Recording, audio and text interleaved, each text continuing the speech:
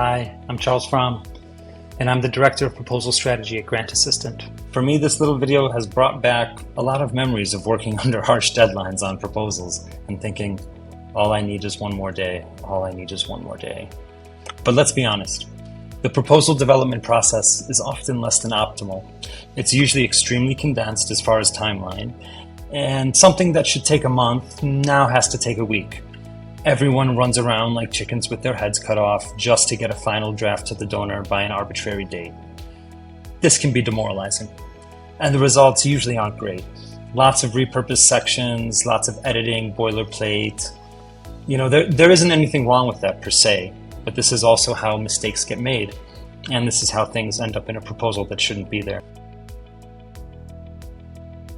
A general part of developing most proposals, or should I say a best practice in proposal development, is compiling a compliance matrix to go along with each solicitation response. A compliance matrix is a simple tool that allows us to ensure every requirement in the solicitation is responded to within our proposal. So this is how you manually generate a compliance matrix. You would go all throughout this entire document, and you would see what is required in each section, and then you would put it in the list and see which part in the solicitation it appears in, and the corresponding part you would note your own concept paper. Just go through and make sure every single one of these is spoken for. As you can see, it's not super complicated, but it's not making the compliance matrix template that takes time. Organizations are going to have existing compliance matrix templates, right? In spreadsheet, Word, Excel, whatever. And that's going to include requirements, descriptions, see, as we have here, section, requirement, descriptions, comments here, solicitation section, proposal section, compliance status. Has it been spoken to within our document, yes or no? Next, you have to identify the compliance requirements, right? You have to extract and list all of the requirements from the various sections, such as eligibility, program description, application instructions. There are a lot of things in here. So what basically you would have to do in order to compile a compliance matrix for a document like this is you would have to read the whole thing. Then you would have to go through it and do a Control F and find exactly what is required from a solicitation like this. You'll use keywords like shall, will, required, things like that. Let's do shall. They are very clear also on what they would like us to include. For instance, mobilization plan is a key part of it. Then you have to organize the requirements into categories, right? You have to categorize the extracted requirements into logical sections in your proposal or concept note as we think. They're going to tell you what they're looking for as far as the sections within the concept paper that they want you to speak to. So those are going to be your proposal sections here, right? And so you have to go and make sure that everything which will fall within each of these sections will correspond to the solicitation section that it appears in as well. This task is often delegated to junior staff because of its mind nature, right? Though it is necessary, I'm not saying it's not necessary, of course it is.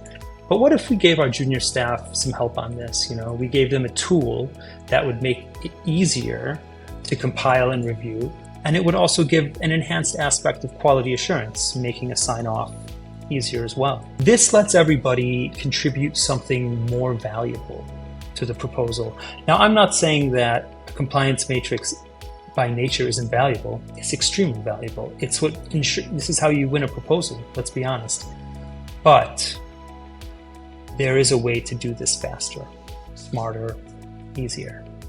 What we have done here in creating this feature in Grant Assistant, which is extremely valuable in terms of cutting the effort and saving time required to compile a compliance matrix, I want to say that we have a lot of great changes in store for this feature, but this is a good foundation for us to move forward on. But stay tuned.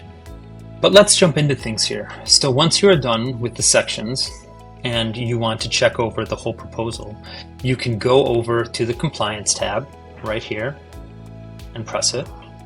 And that will give you, depending on what section you're in, all of the requirements for the section. It will indicate here through highlighting where certain requirements have been addressed or not addressed. Very powerful. Let's do Tell Me More.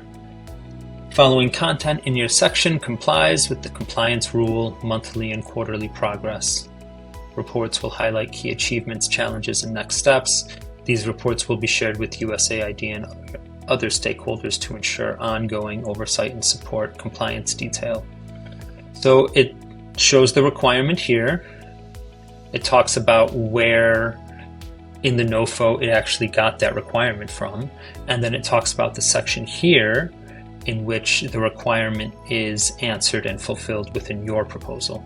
Now that we have a little bit of an idea about how things work in terms of the compliance matrix, let's actually see the compliance matrix. And over here on the right side of the screen, it says View Matrix. You click that, and wow, it has given you an entire compliance matrix here. One of the more important aspects of this, which I think is very powerful, is the ability to export Excel file.